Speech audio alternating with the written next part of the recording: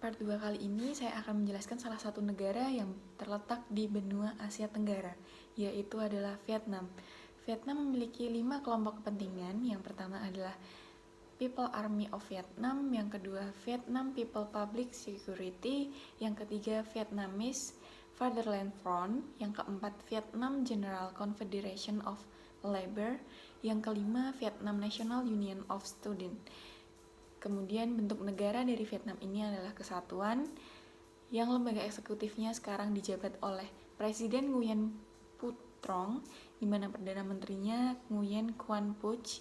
Konstitusi Republik Sosialis Vietnam pada tanggal 28 November 2013 oleh Majelis Nasional ke-13 berlaku pada 1 Januari 2014. Konstitusinya membahas keempat yang diadopsi pemerintah semenjak reunifikasi 1976, di mana isinya yang pertama yaitu mengatur tentang bentuk negara Republik Sosialis Vietnam yang independen, berdaulat, dan bersatu.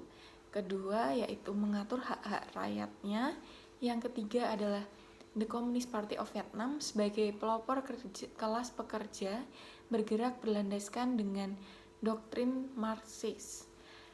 Kemudian yang keempat, Leninis dan pemikiran Ho Chi Minh sebagai kekuatan penggerak negara. Militer dan polisi yang ada di negara Vietnam yaitu independen karena Konstitusi 2013 diperkenalkan setelah Kongres Nasional ke-11 pada tahun 2011, di mana Pasal 65 mengatakan bahwa Angkatan Bersenjata Rakyat harus menunjukkan kesetiaan mutlak kepada tanah air Vietnam, rakyat, partai, dan negara yang ada di Vietnam. Kemudian Vietnam ini terletak di benua Asia Tenggara yang beribu kota di Hanoi, di mana kepala negaranya adalah presiden dan kepala pemerintahannya adalah Perdana Menteri.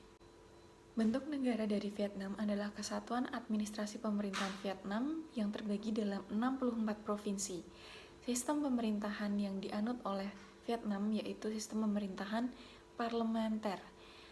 Presiden Vietnam adalah kepala negara dan secara nominal adalah panglima tertinggi militer di negara Vietnam, di mana yang menduduki Dewan Nasional untuk Pertahanan dan Keamanan atau Council National Defense and Security.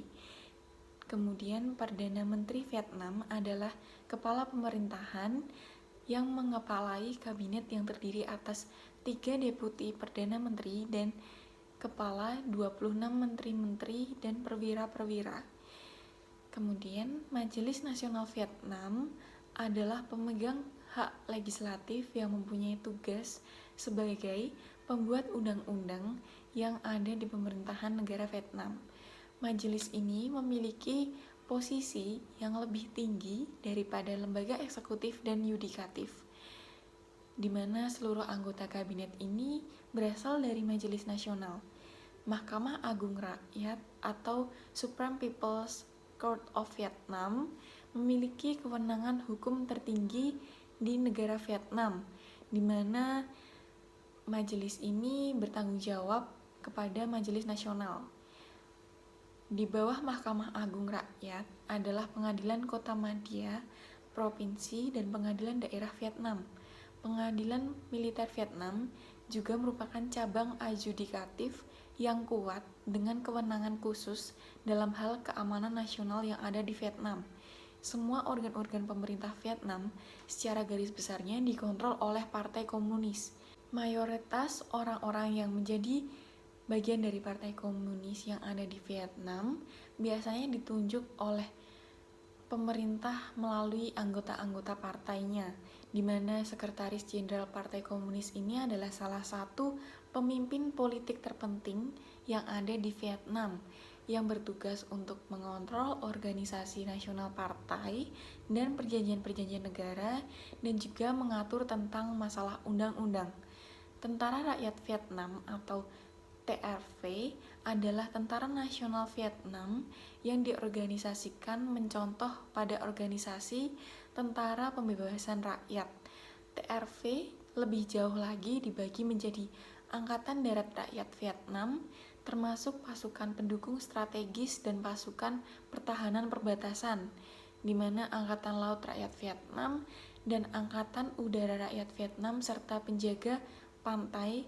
Dalam sejarahnya, TRV secara aktif dilibatkan dalam pembangunan Vietnam untuk mengembangkan ekonomi Vietnam.